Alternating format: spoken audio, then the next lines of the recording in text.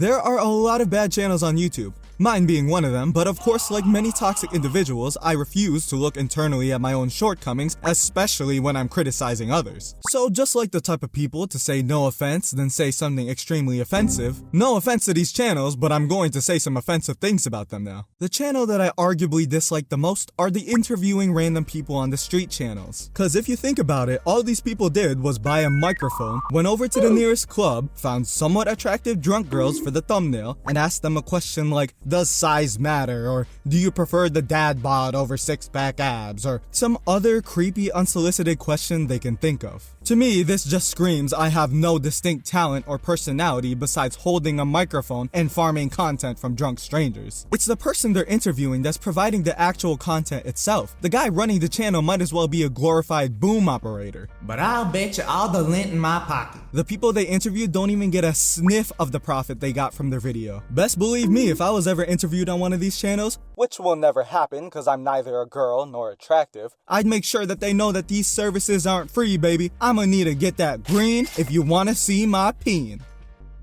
Wait, what? Another channel that makes me want to yank on my uvula are prank channels. Specifically the ones where they cause physical harm to people for imaginary internet points. Prank channels went from, haha, get whoopee cushion, nerd, to just plain assaulting people in public. Only someone with the intelligence of an ostrich would think chucking stuff at someone at a Target, then pretending it wasn't you, is funny. Or a fake home invasion prank is something that both parties would just end up having a big ol' laugh about in the very end. Funny enough, these aren't even the wildest things that prank channels will do for a little internet point high. Always gotta push the envelope as hard as they can to see if they can get a reaction from whoever they're pranking so that they can put "gone wrong" or "cops called" in their title for even more degenerate clickbait. The second they see a cop or an angry manager coming, you already know they're getting a half chub. They're about to hit the YouTube prankster jackpot.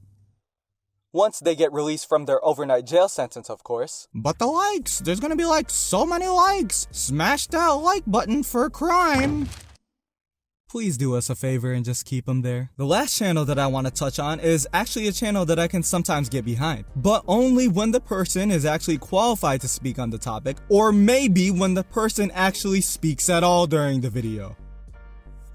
I'm talking about reaction channels. Look, I'm not saying that all reaction channels are bad. I think that they're perfectly fine if, and only if, you actually contribute to the content that you're reacting to. Sure, I'd love to watch the reaction of an NFL GM reacting to the movie Giraffe Day. Sure, I'd love to watch the reaction of a doctor explaining a specific type of injury. But guess what? I do not want to watch Joe Schmo over there sitting quietly in the corner giving a quick chuckle every minute or so to random content he didn't even make. Now tell me, what did Joe Schmo contribute to this video? Nothing! Literally nothing! He's just re-uploading the video with his greasy face in the corner. He's actually taking away from the video. Get off my screen, Joe. You're ruining my experience. I also know that some people enjoy the concept of watching the video with someone else through reaction channels, but you know who else can watch the video with you? Your friends. So how about you go get out of your mom's basement for once and get some?